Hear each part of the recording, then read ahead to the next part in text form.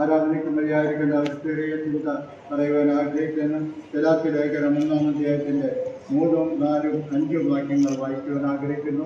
ഗലാത്യ ലേഖനം 1-ാം അധ്യായത്തിൻ്റെ 3, 4, 5 വാക്യങ്ങൾ വായിക്കുവാൻ ആഗ്രഹിക്കുന്നു.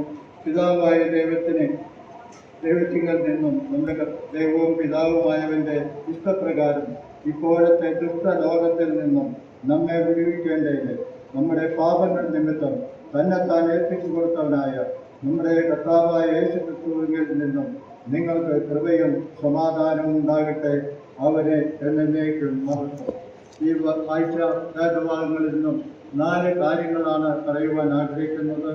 1, 3-ാം വാക്യത്തിൽ നാം വായിക്കുന്നു, നമ്മുടെ പാപങ്ങൾക്ക് വേണ്ടി തന്നെത്താൻ ഏൽപ്പിച്ചു കൊടുത്ത ദൈവപുത്രൻ. നാം വായിക്കുന്നുണ്ട് 1 കൊരിന്ത്യർ 15-ാം അധ്യായത്തിൻ്റെ 3-ാം വാക്യത്തിൽ വായിക്കുന്നുണ്ട്, നമ്മുടെ പാപങ്ങൾക്ക് വേണ്ടി അവൻ തിരുവെഴുത്ത് പ്രകാരം മരിച്ചു, അടക്കപ്പെട്ടു മാത്രമല്ല അവൻ തിരുവെഴുത്ത് പ്രകാരം ഉയർത്തെഴുന്നേറ്റിരിക്കുന്ന കർത്താവാണ്. ഇന്നലെ രാവിലെ ദൈവത്തിലേക്ക് കടന്നു വരുമ്പോൾ നമ്മുടെ ജീവിതത്തിൽ നമുക്ക് ലഭിച്ച വലിയ പ്രചോദനം എന്നുള്ളത് നമ്മുടെ പാപങ്ങൾക്ക് വേണ്ടി ഒരുവൻ നമുക്ക് വേണ്ടി പ്രായശ്ചിത്തമായ യാഗമായി തീർന്നു എന്നുള്ളതാണ്. 2-ാമത് നാം വായിക്കുന്നത് ദുഷ്ടലോകത്തിൽ നിന്ന് വിടുവിക്കുവാനാണ്. നാം ആയിരിക്കുന്നത് ദുഷ്ടലോകത്തിലാണ്. എന്നാൽ ദുഷ്ടലോകത്തിൽ നിന്ന് വിടുവിക്കുവാനുള്ള സമയം വന്നിട്ടില്ല. ഈ മേശ അതാണ് വിളിച്ചറിയിക്കുന്നത്. ഈ മേശ നീങ്ങിപ്പോകും. നാം ദൈവത്തോടുകൂടി ആയിരിക്കുമ്പോൾ ദുഷ്ടലോകത്തിൽ നിന്നുള്ള പരിപൂർണമായിരിക്കുന്ന വിടുതൽ നമുക്ക് ലഭിക്കും. ഇപ്പോൾ നാം ദുഷ്ടന്റെ ലോകത്തിലാണെങ്കിലും പാപം നിറഞ്ഞ ലോകത്തിലാണെങ്കിലും ദൈവകൃപ അനുഭവിച്ചുകൊണ്ട് നമുക്കൊരു വലിയ വാഗ്ദത്തം നൽകിയിട്ടുണ്ട്. ഈ മേശ നീങ്ങിപ്പോൾ നമ്മളെ അവനോടുകൂടെ അവൻ്റെ മഹത്വം ദർശിച്ചുകൊണ്ട് അവനെ നമസ്കരിക്കും. ആ പ്രത്യാശയോടുകൂടെ വരുവനായ ദൈവത്തെ ഏൽപ്പിച്ചു നമുക്ക് ആരാധിക്കാം.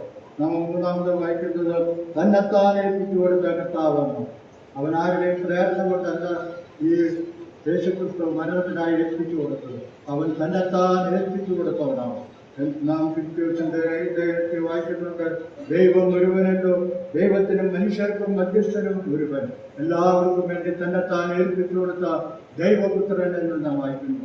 അവൻ തന്നെത്താൻ ഏൽപ്പിച്ചു കൊടുത്തവനാണ്. അവനെ അന്വേഷിച്ച് കടന്നു വന്ന പട്ടാളക്കാരുടെ മധ്യത്തിൽ ആരെ അന്വേഷിക്കുന്നു പറഞ്ഞപ്പോൾ കർത്താവ് പറഞ്ഞു, ഞാൻ തന്നെയാണെന്ന് പറഞ്ഞുകൊണ്ട് അവർക്ക് ഏൽപ്പിച്ചു കൊടുത്തതായിട്ട് കാണുവാൻ കഴിയും. അവൻ തന്നെത്താൻ ഏൽപ്പിച്ചു കൊടുത്താണ്. നമ്മുടെ പാപത്തിന്റെ പരിഹാരത്തിനാണ് അവൻ തന്നെത്താൻ ഏൽപ്പിച്ചു കൊടുത്തത്. അതുകൊണ്ട് നമുക്ക് ലഭിച്ച അനുഗ്രഹത്തെ നാം വായിക്കുന്നത്. കൃപയും സമാധാനവും നമുക്ക് നൽകിയിരിക്കുകയാണ്. നമുക്ക് സമാധാനമില്ലാത്തവരായിരുന്നു. നാം ദൈവത്തോട് സമാധാനമില്ലാത്തവരായിരുന്നു, മനുഷ്യരോട് സമാധാനമില്ലാത്തവരായിരുന്നു. എന്നാൽ നമുക്ക് കൃപ ലഭിച്ചിരിക്കുകയാണ്. ദൈവത്തിൽ നിന്ന് നമുക്ക് ലഭിച്ച വലിയ അനുഗ്രഹങ്ങളെ ഓർത്ത് നമുക്ക് ദൈവത്തെ സ്തുതിക്കാം. ഇന്ന് രാവിലെ നമ്മുടെ ജീവിതത്തിൽ ലഭിച്ച അനുഗ്രഹങ്ങളെ നമുക്ക് ഓർത്തുകൊണ്ട് ദൈവസേനയിലേക്ക് ഹൃദയമായിരിക്കുന്ന നന്ദിയും സ്തുതിയും സ്തോത്രം അർപ്പിച്ചുകൊണ്ട് ദൈവത്തെ മഹത്വപ്പെടുത്താൻ ദൈവത്തിൻ്റെ നാമം എന്നേക്കും മഹത്വപ്പെടുന്നു.